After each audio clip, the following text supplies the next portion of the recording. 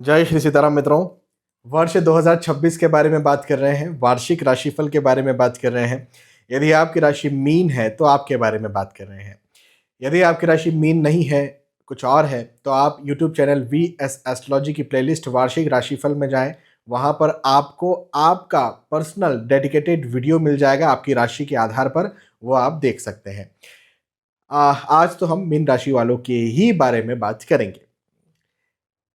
यदि आप मुझसे कंसल्टेशन चाहते हैं, फ़ोन कॉल कंसल्टेशन चाहते हैं, तो नीचे यहाँ पर नंबर चल रहा है जिसमें आप व्हाट्सएप कर सकते हैं। वेबसाइट एड्रेस भी आपको दिख रहा है जहाँ विज़िट करके और भी इन्फॉर्मेशन आप ले सकते हैं। एक और बात ये कि जो भी राशिफल होते हैं ये ग्रहों के गोचरों की गणनाओं पर आधारित होते हैं, तो इन्हें सार्वजनिक और सामान्य स्तर पर मानें। मैं आपके लिए जीवन के अलग-अलग जो क्षेत्र हैं और यही क्षेत्र है, इसी के इर्द-गिर्द हम घूमते हैं। जैसे आपकी आर्थिक स्थिति, आपका करियर, आपका स्वास्थ्य, आपकी पारिवारिक स्थिति, आपकी पढ़ाई-लिखाई और अध्यात्म या फिर हम कहें कि रेमेडी। तो इन सब क्षेत्रों के बारे में बात करेंगे, कहाँ क्या पॉज़िटिव है, क्या नेगेटिव है और फिर लास्ट में मैं आपको जैसा मैंने कहा रेमेडी, तो उपाय भी बताऊँगा। तो शुरुआत करते हैं। देखिए, आपकी राशि यदि मीन है तो आपको शनि साढ़ेसाती चल रही है। और यदि शनि साढ़ेसाती चल रही है तो फिर साढ़ेसाती क्या करती है? साढ़ेसाती ऐसा नहीं है कि ये फ़ेल करती है। मैंने कई बार अपने वीडियोज़ में ये बताया है कि भारत का सर्वोच्च पद क्या है? ठीक है, राष्ट्रपति है, लेकिन प्रधानमंत्री जो है, वो भारत का एक सर्वोच्च पद है। और भारत के सर्वोच्च पद पे बैठे हुए कई सारे प्रधानमंत्री शनि साढ़ेसाती में ही प्रधानमंत्री बने। जैसे अम नरेंद्र मोदी, इनका जो कार्यकाल रहा, ये 3 बार प्रधानमंत्री बने हैं, ये शनि साढ़ेसाती में ही प्रधानमंत्री बने हैं। इंदिरा गांधी, मोरारजी देसाई और भी बहुत सारे मैंने एग्ज़ाम्पल्स दे के रखे हैं, जो जीवन के अलग-अलग क्षेत्रों में शनि साढ़ेसाती चल रही थी और सफल हुए हैं। मेरे पास तो हर आए दिन ऐसे एग्ज़ाम्पल्स हैं, जो कि शनि साढ़ेसाती में अपने जीवन में बहुत प्रगति कर रहे हैं। तो शनि साढ़ेसाती बदनाम क्यों है फिर? तो शनि साढ़ेसाती बदनाम इसलिए है क्योंकि ये टेंशन देती है, तनाव देती है, प्रेशर देती है। अब ये प्रधानमंत्री बने तो आसानी से बन गए होंगे, है ना? भाई कितना प्रेशर रहा होगा, कितना टेंशन रहा होगा, है ना? या फिर कोई भी व्यक्ति जिसे शनि साढ़ेसाती चल रही है, वो कोई भी कार्य कर रहा हो, उसे टेंशन ज़्यादा आता है, उसे प्रेशर ज़्यादा आता है, तनाव ज़्यादा आता है, दबाव ज़्यादा आता है, वर्किंग लोड ज़्यादा आता है।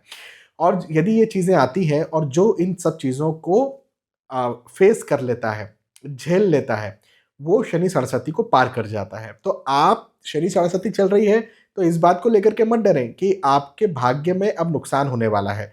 प्रैक्टिकली शनि सरस्वती कोई नुकसान नहीं करती, मेंटली नुकसान करती है। और जो व्यक्ति मन को मजबूत करके शनि सरस्वती में आगे बढ़ता है, उसका शनि सरस्वती कुछ नहीं बिगाड़ती है। हालाँकि लास्ट में मैं आपको उपाय भी बताऊँगा।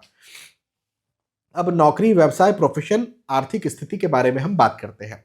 जैसा मैंने पहले ही आपको बताया कि भई इस वर्ष चूँकि शनि सरस्वती है तो प्रेशर ज़्यादा रहेगा। तो हाँ, वर्किंग लोड ज़्यादा रहेगा, दबाव ज़्यादा रहेगा काम का, आपको हो सकता है एक्स्ट्रा प्रोजेक्ट्स मिले। इवन प्रेशर ज़्यादा तब भी रहता है जब आप प्रमोशन लें, जब आपको इंक्रीमेंट मिले। भई कंपनी इंक्रीमेंट दे रही है तो फिर पूरा एक सामान्य भाषा में हम लोग कहते हैं ना कि पूरा उसको चूस के निकाल लेती है गन्ने की तरह, रस को पूरा। तो भई हाँ, ये बात तो है कि भई आपको इंक्रीमेंट मिल सकता है, अप्रेज़ल मिल सकता है, आपको प्रमोशन मिल सकता है आपकी जॉब में, विशेष तौर पर अप्रैल, मई, जून के समय में, ये बड़ी खुशी की बात है। लेकिन फिर वहीं पर यदि आपको ये सब चीज़ें मिली हैं तो बदले में जिसने दिया है वो आपको गन्ने की तरह जो रस निकालते हैं, चूसते हैं, उस प्रकार से फिर कंपनी ऐसा करेगी भी। तो भई देखो, प्रेशर तो रहेगा, तनाव तो रहेगा, दबाव तो रहेगा, ये बात है। लेकिन बस प्रेशर, तनाव, दबाव को जाने दीजिए, अपना पूरा ध्यान अपने प्रतिष्ठा पर, अपना ध्यान अपने धन पर लगाइए। साथ ही साथ यदि आप बिज़नेस कर रहे हैं, बिज़नेस में भी आपकी प्रगति मुझे दिखती है। विशेष तौर पर मार्च के बाद से आपका बिज़नेस अच्छी प्रगति हासिल करता हुआ मुझे नज़र आता है। लेकिन फिर वही बात हो गई कि काम ज़्यादा आपको लगे, क्लाइंट्स जैसे कई बार होता है कि आफ्टर सेल्स सर्विस जो है कई बार बढ़ जाती है ना? आपने कोई सामान बेचा और बेचने के बाद में वो जो आफ्टर सेल सर्विस है या लोगों के जो पूछताछ है, वो ज़्यादा बढ़ जाती है और आपकी फिर आपको यदि किसी ने पैसा दिया है, तो फिर आपकी ज़िम्मेदारी ये हो जाती है कि आप उन्हें अम, उस चीज़ को लेकर के और जानकारी दें।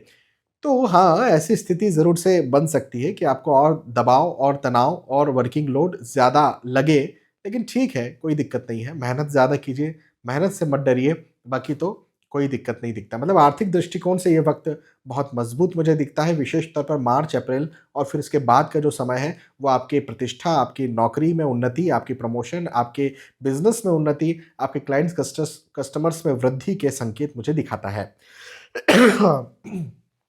तो बहुत अच्छा है। वर्ष 2026 आपकी आर्थिक स्थिति करियर के दृष्टिकोण से बहुत अच्छा है। नौकरी लगना चाहते हैं तो मार्च, अप्रैल में नौकरी लगने के योग भी बनते हुए नज़र आते हैं। वहीं पर यदि हम स्टडी के बारे में बात करें, पढ़ाई-लिखाई के बारे में बात करें तो इसी दौरान मार्च, अप्रैल, मई में कोई एग्ज़ाम है तो बिल्कुल आप उस एग्ज़ाम को दे करके अच्छी तरह उत्तीर्ण होंगे। तो एग्ज़ाम्स के दृष्टिकोण से भी समय अच्छा है, लेकिन फिर वही बात घूम फिर कर के आ गई।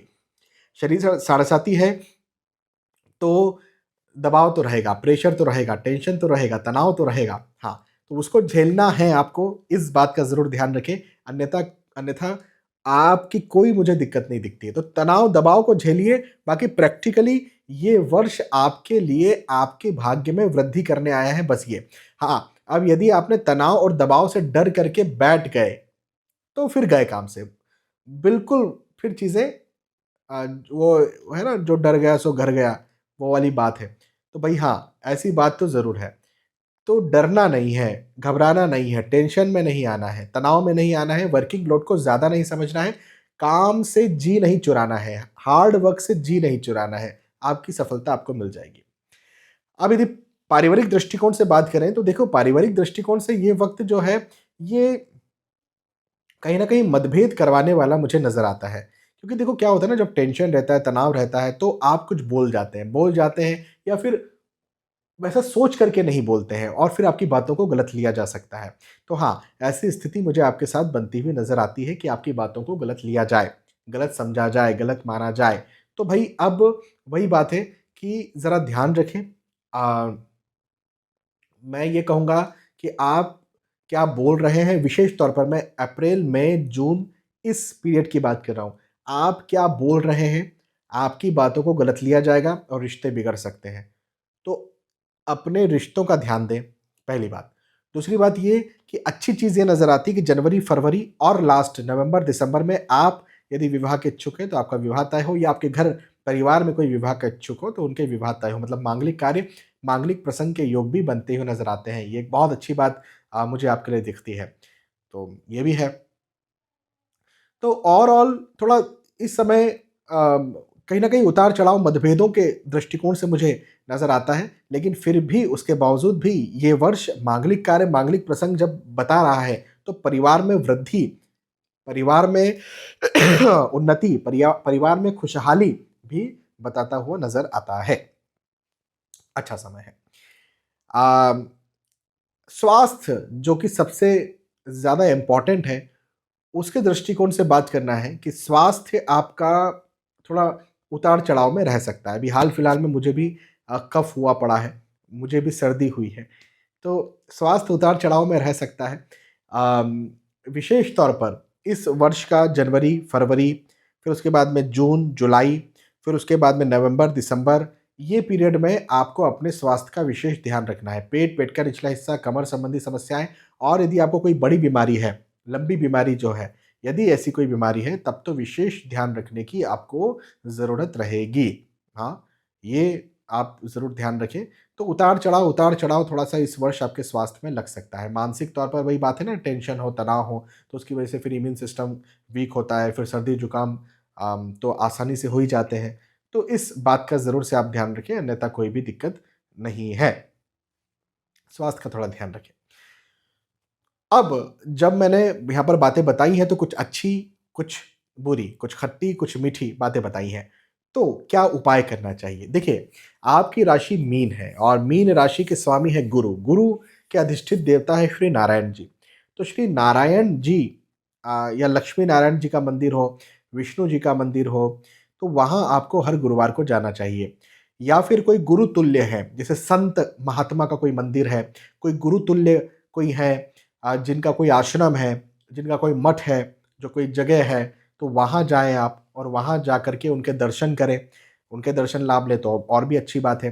ओम नमो भगवते वासुदेवाय, इस मंत्र का जाप आप सुबह शाम एक-एक माला करें। नारायण, नारायण, नारायण, नारायण, नारायण, नारायण, ऐसा भी आप बोल सकते हैं लगातार। तो यदि आप ये करते हैं और विशेष तौर पर गुरुवार को करते हैं, तो आपको बहुत ज़्यादा लाभ देखने को मिलेगा, ज़रूर कीजिए। तो यहाँ पर हमने चर्चा की है मीन राशि के वार्षिक राशिफल, ईयरली हॉरोस्कोप की। मुझे विश्वास है कि आपके बात समझ में आई होगी, वीडियो पसंद आया होगा। यदि वीडियो पसंद आया, ज़रूर मुझे बताइए कि पसंद आया। फिर मिलेंगे आने वाली वीडियोज़ में, तब तक के लिए आज के इस वीडियो में आपसे विदा चाहता हूँ। जय श्री सीताराम।